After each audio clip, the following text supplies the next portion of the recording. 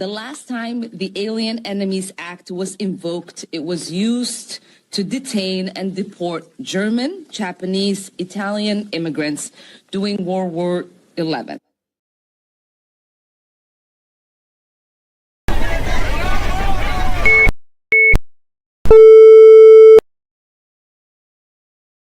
something bad to us, we are going to do things to you that have never been done before.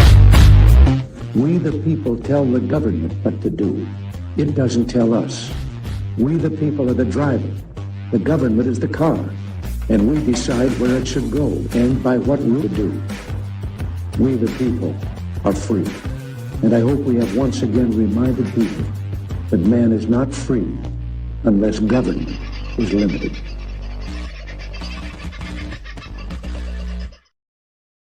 Well, howdy peeps, how are you? I hope you're having a bloody good night. Sorry about last night. I had a migraine that came on yesterday. I think I need a massage of rather immense proportions. Neck and shoulders, thank you very much. And yeah, just couldn't open this eye. The screens were just setting me off, so I went up sitting in a dark room for a long time. Woke up this morning and felt all right, so hasn't come back today. Fingers crossed it'll stay that way. And like I say, I can get a massage on the cruise. Fingers crossed. Only a number of, well, short days before we climb aboard. I've got a sneaking suspicion there are a few more of you coming than I actually know about. If that is the case, I'm sure it'll be a very joyous event. But I'll only have shirts for some of you. The shirts are going to be collector's editions. We will get shirts to those who do come on the cruise that I don't know about, but just at the moment, I've only got a certain number of them. But I'm looking forward to giving one to this bloke, which we are still pretty confident who is still going to make the trip. Of course, I'm talking about Watler. He's in the chat. I can see today he's had some surgeons come in and have a look at his wound today. They all seem to be nodding and happy, giving him a little round of applause occasionally for the harmonica playing that he's putting on in the unit. And we don't know for sure yet what's going to happen, but certainly indications are positive. He is extremely positive, and our healing team, I know Rachel and Greg talk quite a lot, and Tony, who is also doing his best with his team for what he can do for Greg as well, and so many others of you who've got him in your prayers. I thank you very much, and so does he. He's eternally grateful. We speak a couple of times a day at the moment, and he gets a lot out of the family, and I'm so glad that the Voice of Freedom family is growing. We've got new people who are popping in, particularly from the hospital. G'day to anybody who's joined us from SCU. Greg's a bit of a, I think, a small celebrity with a little C around SCU at the moment, particularly maybe in Ward C. But at any rate, hello if you've joined us for the first time. And I noticed that somebody has popped in. I did star a comment here. Lizabelle, long-time viewer, first-time poster. Love your work too. Thanks for popping in. And please, welcome to the family. Love having you. No need to be shy. Everybody in the chat will make you feel more than welcome. I am absolutely sure. So, yes, getting ready for those of you who are getting ready for the cruise, getting excited. And I hope you've printed out all your documents and all the bits and pieces. So Monday, we head off on the cruise. We'll be in Airlie Beach on Wednesday at the Whitsunday Sailing Club for me for lunch. Everybody else can go off and do their thing. If you want to go off and check out the Whitehaven or the Crocodile Farm, or you want to go on scuba dive or whatever, go and do your thing. Please don't feel you've got to hang with me. Half the reason that I chose the sailing club is it's very close to where the boat is that we've got to get on and off, and it'll have power so that I can do some editing and have a show ready for Wednesday night that I'll put up out of Airlie. And hopefully we'll record a lot of that on the boat on the Monday and Tuesday of us getting to Airlie. So anyway, there are a few things to organise before I get on the road, put it that way. Let's get into the show tonight. And these ISIS brides. At this point in time, the whisper is that they're coming back. I'm not sure if they've left Damascus yet, but we can expect these women, 4 women and 9 kids, to come back into Australia sometime over the course of the next week. And from what we're hearing, at least 2 of them are going to be arrested once they reach Australia. What does that mean for the children that they are bringing with them? Well, it might mean that those two women and the children all go into that unit that's been prepared for them in New South Wales prison, do you think? I can't remember the name of the prison. It might have been Parklee, but apparently there has been a whole wing of a prison basically set up for these women. They'd be in isolation, but it would also be not so much a prison operation rather than a accommodation wing at the moment. Not sure how much access they get to the community, but I'm sure we will find out. So keep an eye out. Our secretive government likes keeping secrets from us. The secret around this, of course, is that, oh, well, there's no secret. We're not helping them. Well, the government has powers, and they've used them to stop at least one of these people coming back. And they've chosen to turn a blind eye to the others. And I've said before that it was a law. You could not go to fight for the caliphate. You could not leave Australia to go to any country that the caliphate was in, much less controlled. So every one of those women broke the law by leaving the country and going to live in whatever shithole caliphate, rock they were buried under for however many years with their murderous other halves. So I can't understand why they're all not being locked up. But it is a very secretive government who isn't helping in any way, shape or form, except for providing the passports. Oh, well, we have to do that. No, you don't. Temporary exclusion orders mean you don't have to give them passports, and you figured that out with two of them, but not this four, or the ones who are sitting back there still waiting to come. There are so many government lies, mistruths, half-truths, obfuscations from the truth. And there's more and more every day. I'm empowered by them because I really, truly believe that even the most moronic of unawake people are starting to see the cracks in the system, are starting to get sick of the, oh, well, it's corruption. What can I do about it? Because now it really is impacting every area of their life. And they are seeing the callous disregard that everyone from their local council to the country's prime minister hold them in. So I do believe more and more people are waking up, and there are more and more lies, more and more little secrets being put through all the time. Now, the Albo Sleazy government have quietly imposed a new GST on aged care living fees without the public being consulted. They've just slammed it through with their numbers. So this is going to potentially affect 100,000 individuals, elderly individuals who are in aged care. We all know how expensive aged care is, and just how difficult it's going to be for some of those families to make ends meet. What happens to a person who's in aged care and they've gone and jammed up these fees to a point where it now makes them unaffordable for the person who needs to be in the aged care? Don't ask our government for help. That just is not going to happen. Not until there are significant changes. And, well, Pauline Hanson may well be able to make some of those significant changes. God knows the country is now starting to look to One Nation as the party to lead this nation going forward. Right now, they sit in a two-party preferred battle ahead of Labor. They sit well ahead of the coalition. Well ahead. So I think it's quite exciting to see what is coming forward there. It's a tidal wave of support. That's all we can say. And today, Pauline Hanson, I should have taken some photos, but today Pauline Hanson took delivery of a donated aircraft. The aircraft is turboprop. It's not a jet. Well, it's kind of a jet, but it's not. It's got a propeller. It's I think it's a Polaris.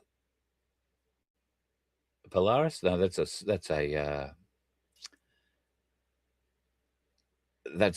ATV, isn't it? No, it's a Cirrus G7. So I think you'll be able to put about 5 people, including the pilot, in it. It'll be a quick little machine, be able to travel at a pressurized height, probably 20,000 feet quite happily. and she will be able to nip around and get into much smaller airports than she's currently been able to when she has been gifted the use of Gina Rinehart's jet. Now, the press have kicked up all about, oh, Gina Rinehart's given her a jet. Well, you know, who cares? The other politicians have been given so much, and they have their own jets to fly around on. I mean, the government gets to fly around in the RAF jets, and it's very rare that they get caught out on that kind of thing. But at any rate, some concerned Australians have got together. They've bought what would be close to $2 million worth of aircraft. It looks brand new. It might not be, but it looks absolutely brand new. It will need a pilot. I don't know if that pilot would be James Ashby. If he's not qualified in it yet, I guarantee he will be in the not too distant future. And then they will be able to trek around the countryside doing what they do. And I believe their fuel has even been sponsored. God, what I'd give for a fuel sponsor. If you know anybody, help us out. But at any rate, One Nation are now hitting the air, and good luck to them. So we would need One Nation to change a lot of things once they got into power. And, you know, I think Pauline Hanson and the team that is currently involved with them do have the wherewithal, the cojones to go and do that. But will they go far enough? Will they change everything that needs to be changed? And will they be able to do it in the time frame of one term? I'm sure they will. If they are voted to power in both the lower and the upper house, they will have carte blanche to do whatever they like, because they will not be able to be voted down by the opposition. And I think we need that in this country at the moment. Sadly, I wouldn't suggest it goes on forever, because you get all sorts of quirky shit out of that. But right now, we need to sweep out the power of the uni party in both the upper and lower houses. And I think it's slowly but surely being done in America. There are a lot of changes happening in America, including this one that popped up recently. James Comey has been charged after his text or post that was just two numbers, 8647, 86 being kill and 47 being the reference to the 47th President, Donald J. Trump. This is the Comey that was in charge of the FBI, you might remember. Now, the FBI have been investigating this for over 12 months. Kash Patel has put in a lot of time, or a lot of agents' time into this, I gather. And the charges are quite serious, because they're a threat to kill the president. So that's something that's a bit of a turnaround for the books. One, that he's being charged, and second, that it looks like the charges are going to stick and they're actually going to get him into a court. How much change there has been, I guess we will see when this gets to court and he has to defend himself. All things being equal in a beautiful world, he should go to prison for an extremely long time and probably face treason charges, which would end in a long drop with a short rope. Or possibly a firing squad, or possibly a guillotine. Maybe a needle, but I doubt it. And we can only hope for that going forward. Have you been wondering why in Australia's public service these days, if you have to ring in, you very rarely get anybody who has an Aussie accent on the phone? It's been my sad experience recently to have had to go into a couple of different banks for a variety of reasons. One of these banks is completely staffed by new Australians, immigrants, completely. If you go into any government services office, you are going to find a lot of people, maybe not counter staff, but behind the scenes staff, are also a lot of these new immigrants. And yet you look at our current unemployment numbers, which is over 4%, and you look at our immigration numbers and the amount of people that we are pulling in, there is a bit of a discrepancy. And it appears a bit of research has found out why. Now, I'm going to show you a graph which has been sort of put up and supported. This is a graph showing just how out of whack we are with the rest of the world the size of our public service. Now, this graph does incorporate a lot of areas that are probably not termed general public service, like childcare areas and things like that. But at the end of the day, even if you take those numbers out, we are still among the world's leaders in the numbers of public servants that we have, who do very little serving of the public. Our public service has grown almost exponentially over the last 10 years, in line with these huge numbers of immigrants that are coming in. Now, these jobs are not being advertised to you and I. These jobs are being handed to supposedly qualified people, and they're being sent in with a bit of training and yada, yada, yada, yada. So this is where they're getting those jobs ahead of all Australians that are coming through. I was quite shocked to learn that. Now, it's alleged that there is a training arm, an educational, government educational help department for these immigrants that are coming through. And if any of them have computer skills, and quite a lot of them have computer skills, they've come from countries that like to scam people using computers a great deal. So, of course, they've got computer skills. They get to come to the country, and the ones who don't have computer skills but can drive get to come to the country and come and work for Uber or whoever. Very few of the students that are coming through on these visas are actually finishing their courses. They are all bailing, or not all of them, but a lot of them are bailing on the course before it's even halfway through, and then disappear off into our country illegally. So there may well be, I'm told that there is a mood within a lot of the One Nation folk at the moment to make sure that these illegal immigrants are the first to be detained and thrown out, and that something like ICE needs to be established in Australia to hunt down these illegal immigrants and then transition them back to whatever it is country they came from. And I think if One Nation are behind that, then another win for One Nation. Everything going well. One Nation have also come out in support of, a lot of right-thinking people, some mainstream media, but I'm afraid the vast majority, particularly in the print media, are still whining and going on about the ANZAC Day Welcome to Country and the booing that's going on. In fact, Channel 7 Melbourne, I think it was, have gone so far as to hound down the man that was booing at the shrine. There were hundreds of people, if not thousands of people booing at the shrine. But the one that they picked on was a bloke that they'd managed to spot who stood out in front of Parliament House once dressed in black. So they brand him a neo-Nazi. And they tracked him down to his house where he lives with his parents at 30 years of age. I've got to be honest, I know people much older than 30 that live with their parents still. And if you can and could, why wouldn't you in this current financial climate, particularly if you're unemployed and got nothing else going on in your world? But to use that as some sort of slap in the face, Channel 7, an embarrassing moment for this bloke, sure. Just disgusting, gutter journalism at its best, or worst, depending on which way you look at it. I tagged that post that Channel 7 put up. I said, Channel 7, I wasn't there, but I booed at the ANZAC Day ceremony for these things, these welcome to countries. And I said, and I will continue to do so. If you'd like to interview me, I'm all up for it. I haven't had a reply yet.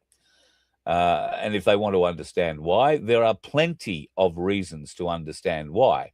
But I am going to let one fella who's made a brilliant statement say it for me tonight. G'day. You know what? I've had an absolute gutful of these grubs.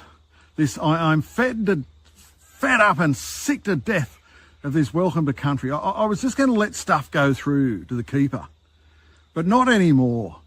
I used to walk out of boardroom meetings because they do this welcome to country. I don't need bloody well welcoming to my own country. My family's been here since 1792. But regardless, But what's really fired me up here is this stinking Mark Brown in Melbourne. Yes, you all know who I'm talking about. If not, go and look him up. This is the bloke who waffled on and rambled on for about 4 minutes at the Melbourne's ANZAC Day ceremonies. And he didn't answer, he didn't mention ANZAC Day once. He didn't mention the Anzacs once. Not once. On top of that, this garbage gets paid $4,500. Yep, that's right, $4,500 to do a bloody recognition or welcome, whatever the hell it is. I mean, what's wrong with the RSL? This is where the fault lays, and all these woke people who want to be all DEI and inclusive. Anzac Day is precious. We should all bend at the knee to these people who went and fought for us, and we should hold them in high esteem, not put up with these grubs who are there to divide. That's all this does. This damn welcome to country, it's everywhere you go. Absolutely sick of it and fed up. So this bloke, $4,500 to go on for 4 minutes about nothing. Then, on top of that, we find out he's selling Aboriginal Anzac Day paraphernalia. Bang! That's a breach of the law. He should be arrested. Instead of the cops wandering around worrying about, someone carrying this or carrying that, go and do your jobs and charge these people. Honestly, you're happy to lock us up during COVID or do whatever else. Do your job now. And seriously, RSL, pull your heads in and wake up. All this is doing is dividing the nation.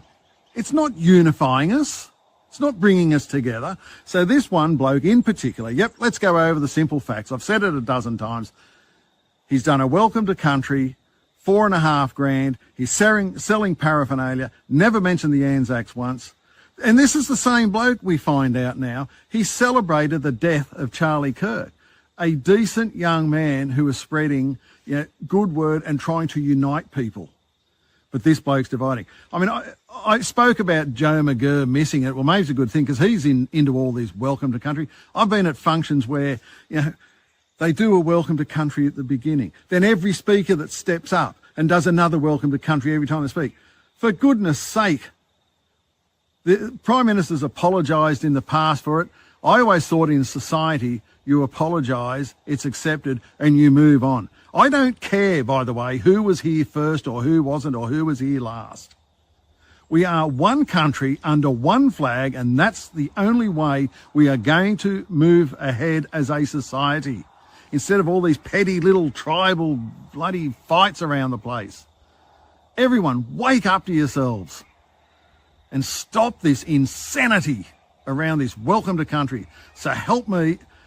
Everyone is saying the same thing, but the problem is you get shouted down. Well, I don't care. Shout me down. Throw your hate at me. I don't give a rat's. I'll still stand here and say the same damn thing. So I'm urging everyone, share this message. Give me your thoughts, and I don't care what side of the argument you're on. Bring it on. Honest. I agree with him, 100%. There is a place for a welcome to country. Maybe they could put it, right at the end of the air stairs as all these immigrants are coming off the planes that are flooding our country and bringing these people into the tune of hundreds and hundreds and hundreds of thousands a year. That'd be a good place to keep the welcome to country. Or any tourists that are left over coming in on other flights. I don't know that there'll be too much tourism coming the way that the energy industry is going in the near future, but we shall see. We'll get to that shortly. The Farmers Fight Back, 35,000 supporters and growing. Now, I want you folks to, if you haven't already done so, please go and sign the Farmers Fight Back petition. I'm posting the link into the chat right now, but the Farmers Fight Back is something that is desperately important for us all. Their webpage, farmersfightback.com, and /petition if you want to go and have a bit of a look through there. But you can see there is a mission, what the petition thing is all about. If you haven't been following it, it is to try and stop the power lines, the unlawful use of these power lines, the infliction of them by the Victorian state government on the good farmers of central northern Victoria. At the moment, they're focused particularly on an area between the New South Wales border down through sort of Kerrang and down St Arnaud area, on the edge of the Wimmera, if you like. And there are a number of families that are very, very deeply affected by this. The company that is aiming to gain access to build these towers over what is vital cropping and farming area, and that will limit the ability of the farmers to crop and farm under those wires. As you would have seen recently, if you were watching the show and we had Ben Duxham on, we showed some photos there of some of these trucks when they have to put their trays up are 6, 7, 8 meters high. Some of these headers are 7, 8 meters high, and with bits of things that are hanging off them even higher. And in the summer, these power lines tend to sag and hang. Arcing happens. They don't have to touch. If they just come within the right distance, they'll arc. Sparks happen. Wind on those planes is pretty strong. If those wires, wind, flap, sparks happen, all of a sudden a wheat crop, a barley crop, any kind of crop is gone. 100% gone. Forget the acreage that you've lost with the roads, the access roads that have got to be put through the paddocks to get to these plots where they build these stupid bloody pads, where they put the towers on, and then the access required to sling the wires and everything else. So that's what we're trying to stop, and we're trying to help our Victorian farmer friends because, well, frankly, we'll help anybody who wants to stop this craziness, this climate craziness. Oh, and speaking of climate craziness, this weekend is the by-election in Victoria for the Victorian state seat of Nepean, and it looks like One Nation may well pick up that seat, which could be a great start for their Victorian election campaign later this year. The following weekend is the election for Farrer, and David Farley, I think, is the name of the bloke who One Nation have placed their hopes in. And right now, he has a great deal of support. He's been in the agribusiness area for 65 years, knows the Murray-Darling Basin inside out, and has been part of the groups trying to solve the water problems, the buybacks and everything else. The Greens have been able to get in and essentially stop a lot of the irrigators gaining access to water from the Murray-Darling system, and therefore that stops a lot of crops being grown, a lot of productivity, and a lot of value out of it for our nation. So an added voice for that in our parliament, I think, would be amazing, and to give Barnaby Joyce another pal to have sitting in the lower house will just make the Labor Liberal Uni Party that much more uncomfortable until our next federal election. Bring it on. Of course, when they do bring it on, you want to be careful of things like RV. Now, I haven't checked this out completely yet. I only came across it yesterday afternoon, and I was going to go through it last night. I haven't had a chance to do it today. But the statement that this is leading to is that there is a new Free Palestine party set up in the same vein as there would be something to support Dan Andrews, like the anti-Dan Andrews party. This is, so I don't know if it has been set up by Arvi or set up with people that he knows, but this is quite clearly doing just the opposite. It's designed to get people who read headlines and say, oh, yeah, I'm going to vote for Free Palestine, and then not realize that their vote is actually going in the complete opposite direction. So I would say that Arvi then gets to control where those preferences go. Whoever sets that party up gets to control where those preferences go.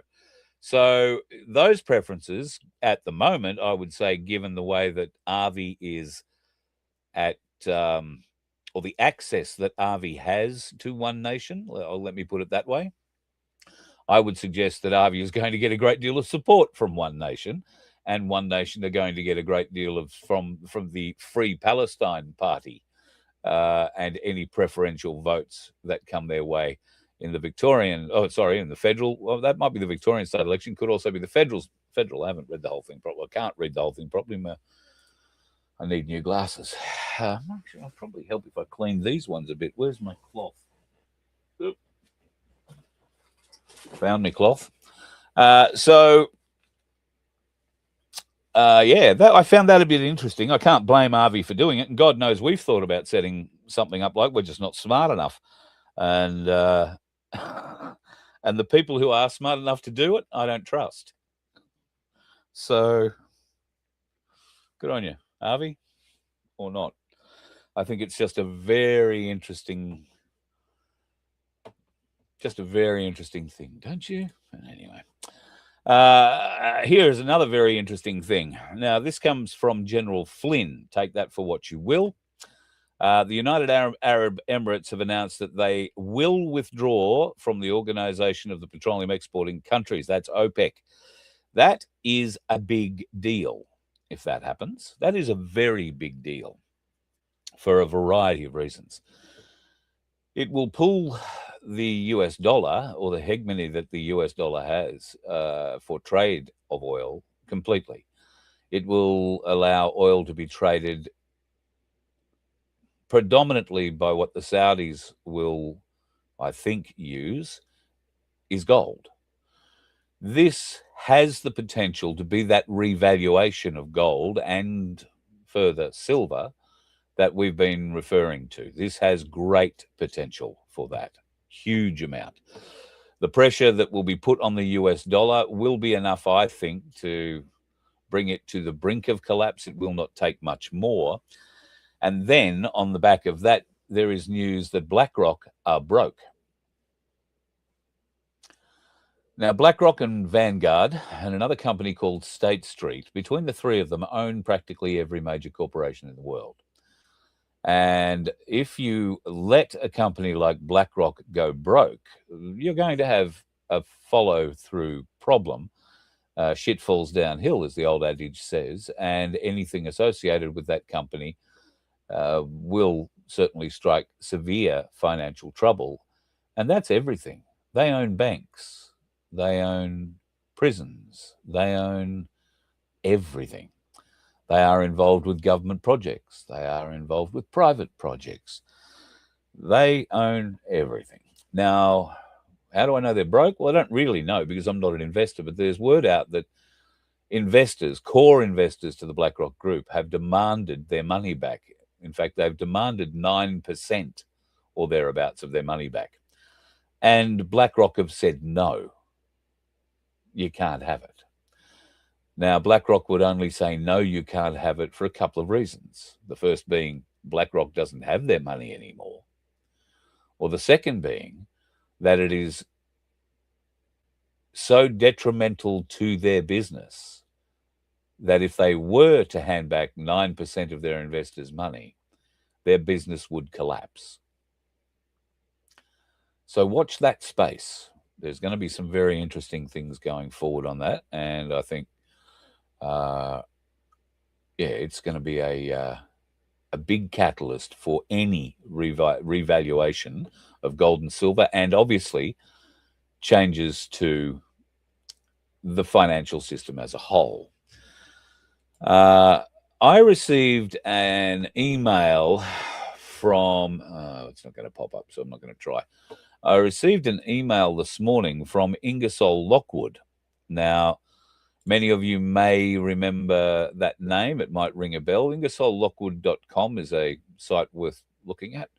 It's been up for, I don't know, maybe 3 years, and it has a variety of rather secretive little things happening inside it that would lead you down a track of time travel and all sorts of interesting, innovative inventions and investment ideas and opportunities.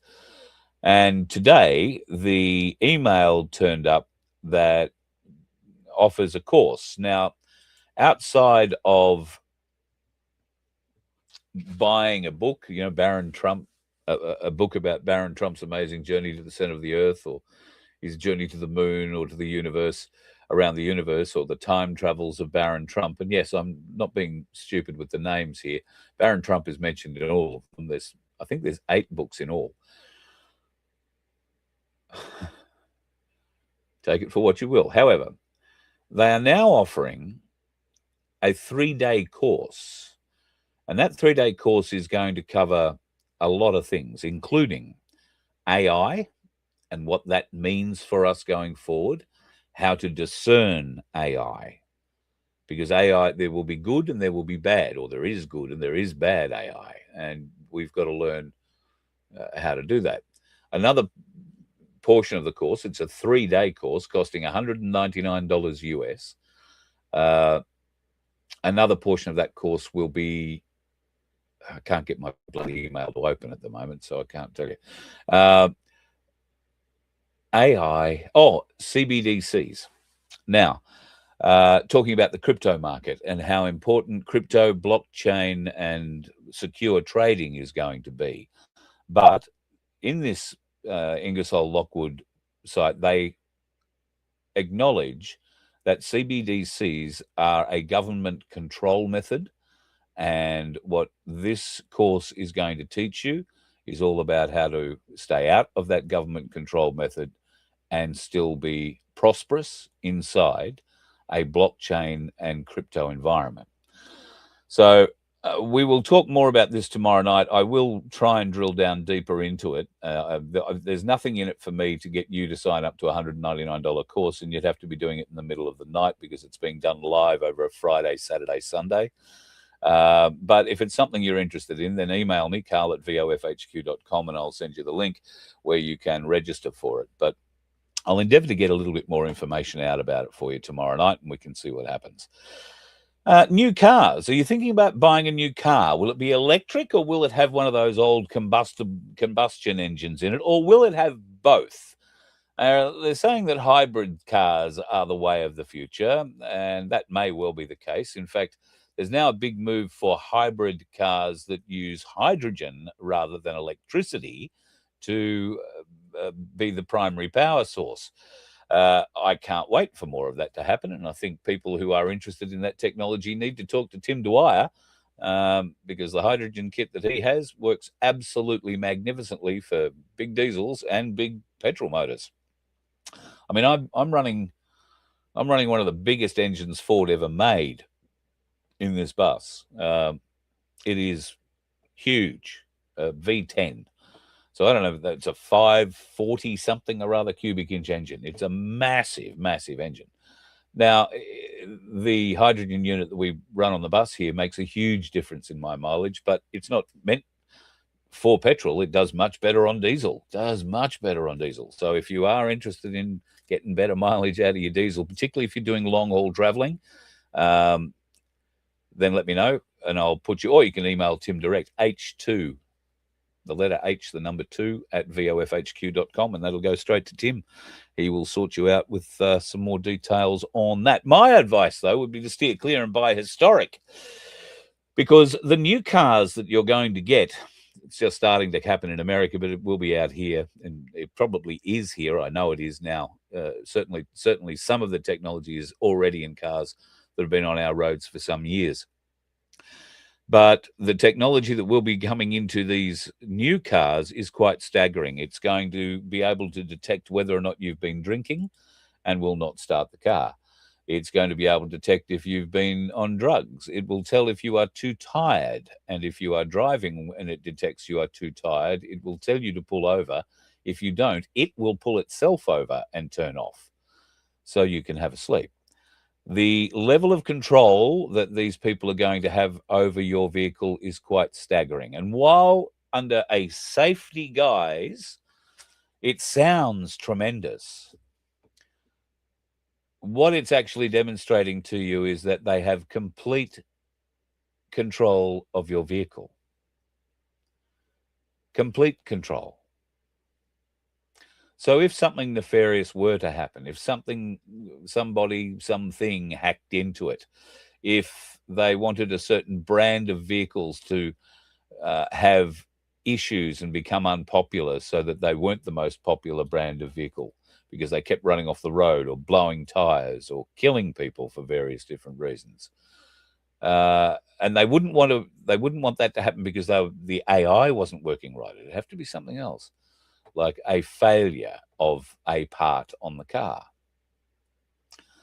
This sort of technology worries the crap out of me because I like driving and I like hands-on driving. I mean, it's nice to have cruise control when you're traveling down the road on a long drive, but that's about as far as I like it to go. And And if you've ever driven an old VN Commodore or later, you'll know that their cruise control was a particularly dangerous bloody thing if you were going uphill at around a bend at 100 kilometres an hour, because the thing might kick back 2 gears and speed up to 120 right at the peak of the corner and send you sailing off the road. A rather unpleasant state of affairs. So, yeah, be that.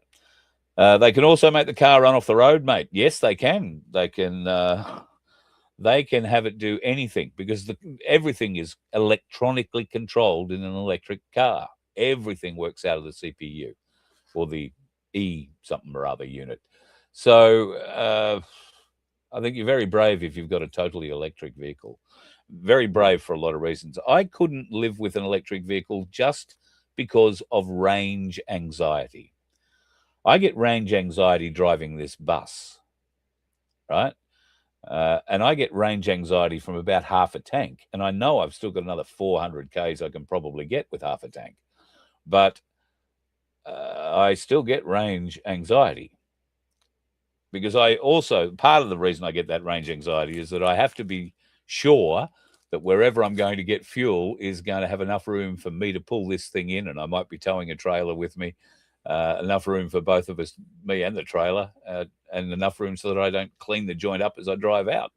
So I get those sorts of anxieties, but I wouldn't be able to deal with the electrical range anxiety and then arrive after sweating out, oh God, are we going to make it?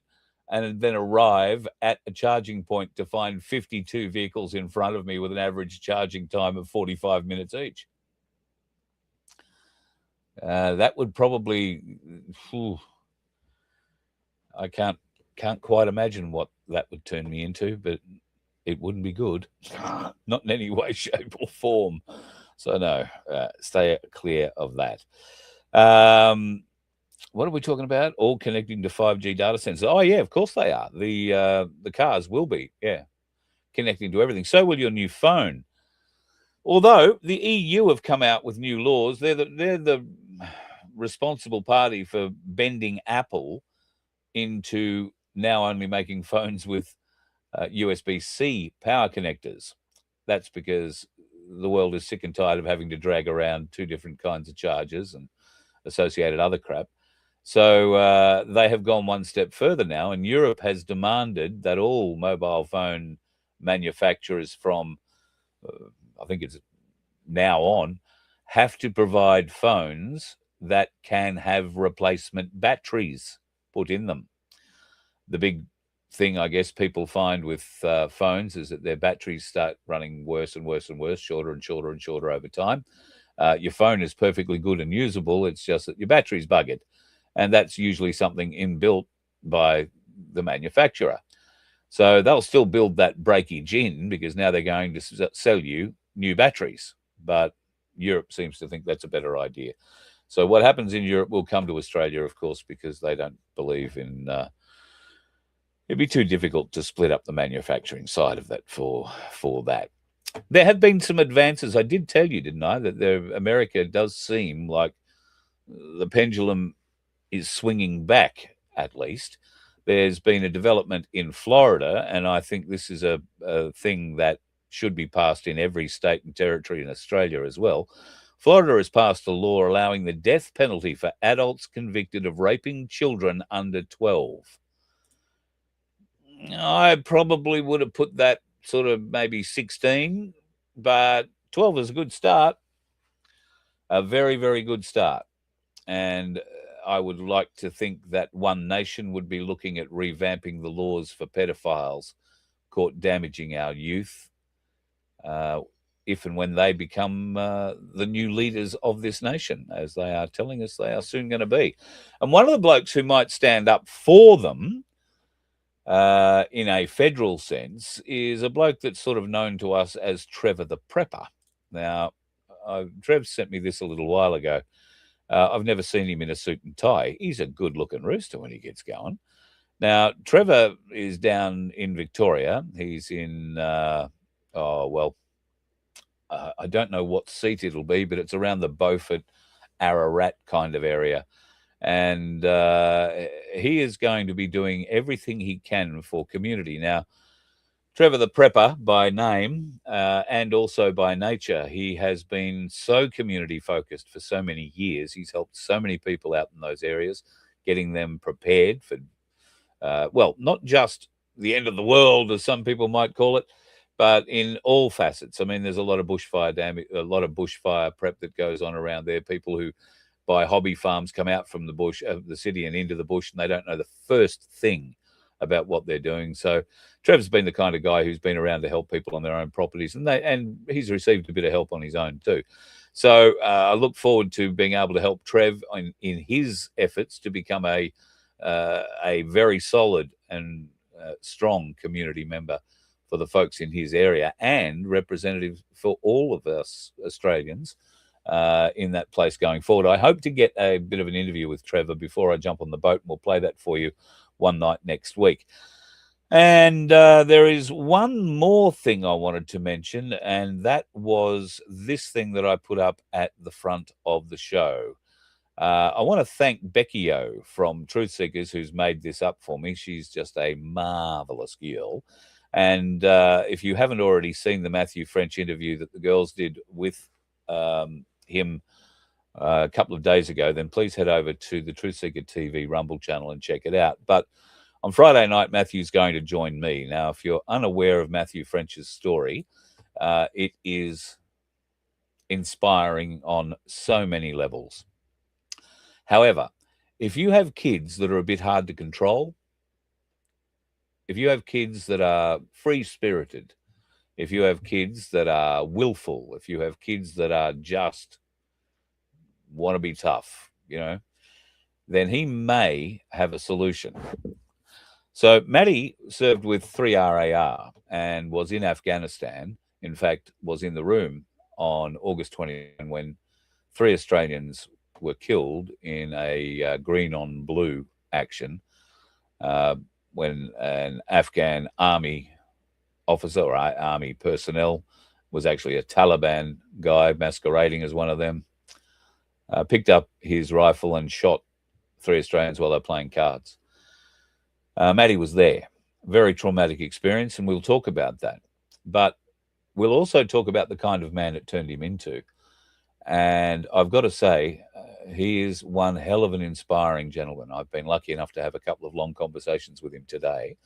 And I think you will really enjoy the chat we're going to have with him on Friday night. And if you have kids that are willful, you're not going to be able to sit them down at 6:30 on a Friday night and say, sit down and watch this. It's going to be good for you. This isn't the show for them to watch. This is a show for you or for the parents of that kid to watch. This is a show for every teacher who's in a school that has kids in it, rampaging, who are undisciplined, who are very, very hard to control. This is a show you need to watch. If you've got trouble with your kids, do not miss this show on Friday night. Matthew French is going to offer you a way to change those kids' lives. And it's working. So I can't speak highly enough of this program. And he's looking for people to work in that program with him. So if you are interested in that, watch Friday night. You'll learn a little bit more about it. But going forward, you may even be able to play a role. You may even want to do the course. It's not just for kids. Adults can do this course as well. And you may find there's something in it for you or for someone that you know. So I highly recommend Friday night's show. Put it in your bookmark, do whatever you got to do. But make sure you watch Friday night's show. And if you've got friends who've got kids like that, please encourage them. This isn't going to be one of those shows where we're going to put our tin hats on. This is a show that will help parents, friends, family of kids who are just hard to control. Kids who have gone off the main path and are choosing a route that is only going to lead to rack, ruin, and heartbreak down the road. This is the chance these kids can have. But it takes someone to care enough about them to watch it and then from watching it to action on it, if you feel it would be beneficial. So I urge you. Friday night, the story is absolutely amazing that Matthew French will tell you from Afghanistan to today. And when he explains where the future is going to, you will be suitably amazed as well. And I'm sure you're going to want to support him in as many ways as possible. All right, folks, I'm going to love you and leave you a bit early tonight, but you'll be pleased to know that I've started packing for the cruise. I don't have too many nice clothes, but I suppose you've got a dress to go for dinner on a boat at some stage. So I'm going to wear something nice on one night. You'll get a photo of me in something that other than a T-shirt. Won't that be nice for a change? Outside of that, we'll trust that you stay safe on the roads for today, tomorrow, and the rest of your life. And you'll only do that if you can avoid the dickheads and make sure you don't become one yourself. Be safe. Talk to you tomorrow. You let Bye. one ant stand up to us, then they all might stand up. Those puny little ants outnumber us 100 to 1. And if they ever figure that out, there goes our way of life. It's not about food. It's about keeping those ants in line. That's why we're going back. Does anybody else want to stay? Let's rock!